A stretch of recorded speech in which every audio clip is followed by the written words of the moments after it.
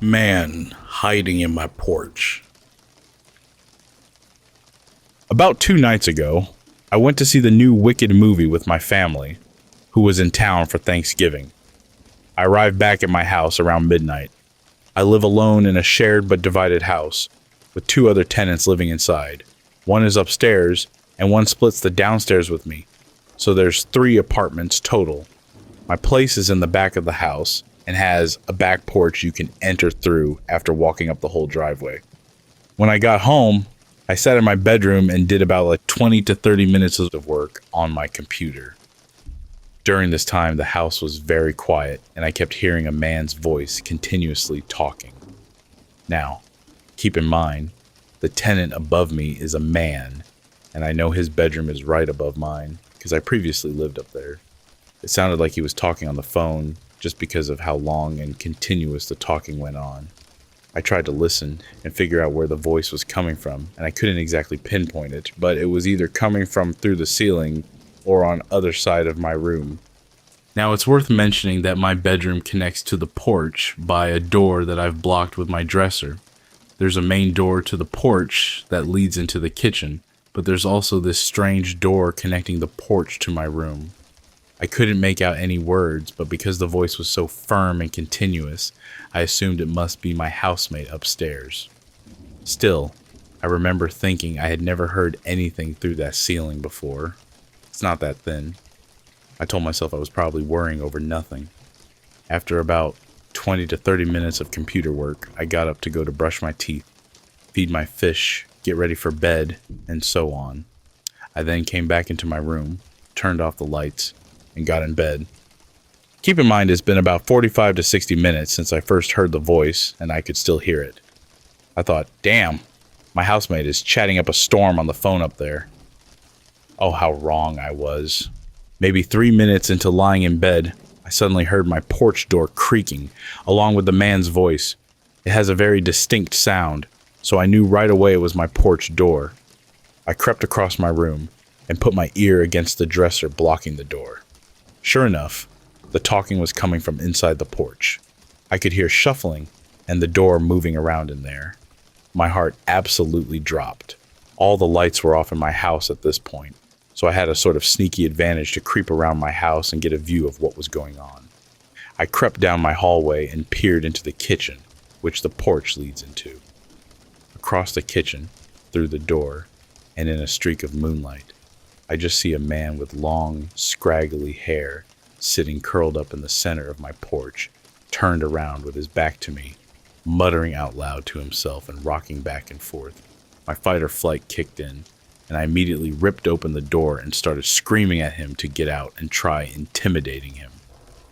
Looking back, I probably shouldn't have made myself so vulnerable without a weapon handy, but like I said, I was just in fight or flight. I can't explain my actions in this moment, other than reacting out of fear and determination to scare him out. Anyways, this dude didn't even react to me whipping open the door and screaming at him. Not even a flinch. He simply turned his head to the side very slowly and said, "My name is Evan." This freaked me out so much for some reason, especially because he still hadn't turned around or shown his face.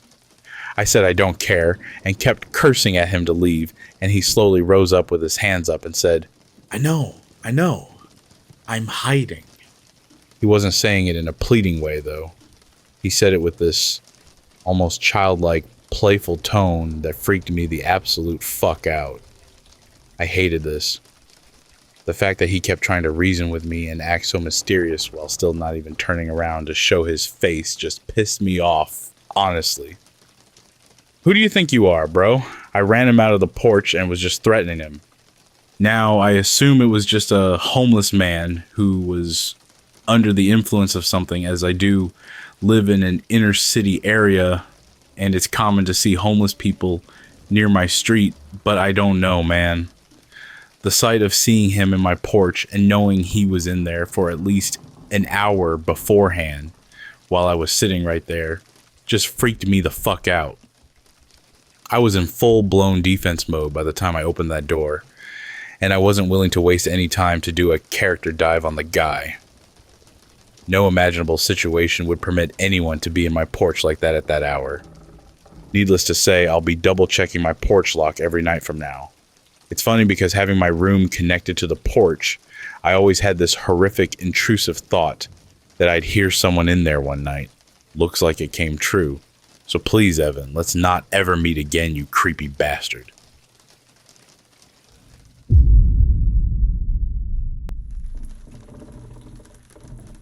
Creepy FedEx driver. This is a long story, so stick with me.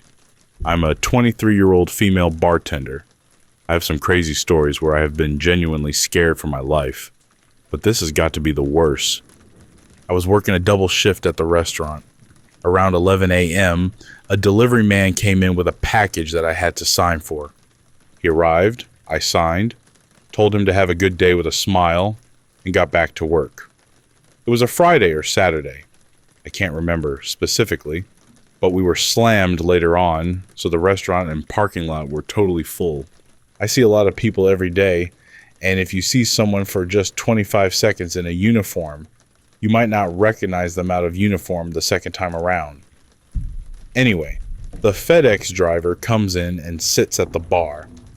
I have no idea it's the same guy I met that morning. I greet him like any other customer, take his drink order, offer appetizers, get him an entree, etc. Our conversation started pretty normal. Him: how long have you worked here? Me: a few years. I've worked my way up. Him: how do you like it? Just regular conversation with a bar guest. However, it slowly became not so regular. He asked if I had a boyfriend. I said yes. He'd change the subject, then circle back. He kept complimenting me, calling me beautiful every few minutes. Can I have your number? No. I don't think my boyfriend would appreciate that. Okay. What's your last name? We could just be Facebook friends? All annoying, but normal interactions I have had with men in this industry.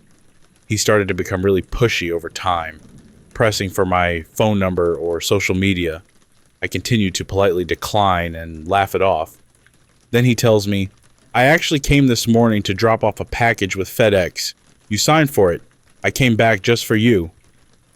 I smile and continue with my stupid customer service. Oh yeah, I remember you. Smile and laugh it off. But I was already uncomfortable. I stepped into the back to vent to my manager about how pushy he was being. Flash forward about an hour, he pays his tab and leaves. I'm just glad he's gone at this point. We'll say as a guess, it's about 7 p.m. when he leaves. We are still busy, and we close at 10.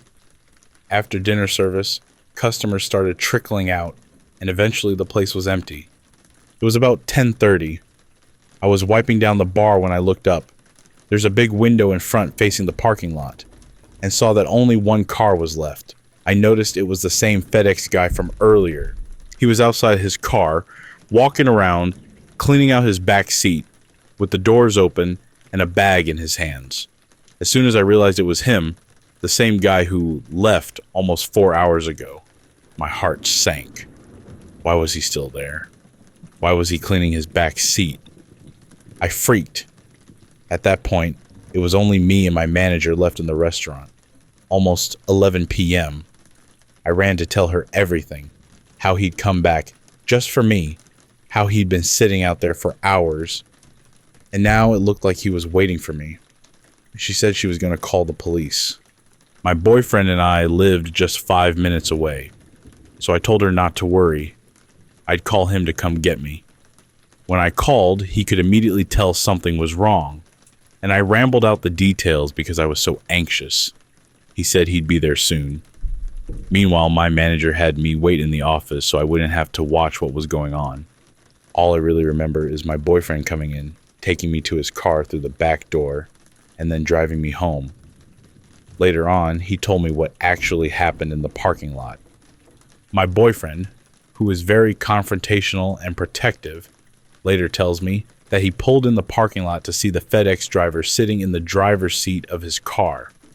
My boyfriend walked up to his car and knocked on the window for him to roll it down. He does. My boyfriend tells him something along the lines of, "You need to get out of here." This is where the scariest thing happens. The dude started mumbling in a different language, acting like he didn't speak English. My boyfriend said, "I know you speak English. You've been talking to my girlfriend all night. You need to leave." The guy kept rambling, but my boyfriend wasn't having it. He raised his voice. "You have 15 seconds before I pull you out of this car and you never leave this parking lot." That's when the FedEx guy finally put the car in drive and sped off. I was on edge for weeks after that and seriously thought about switching jobs. Why was he still in the parking lot that long after closing, hours after paying his tab? And why was he cleaning the back seat? To the creepy bar guest and or delivery driver, let's never meet again.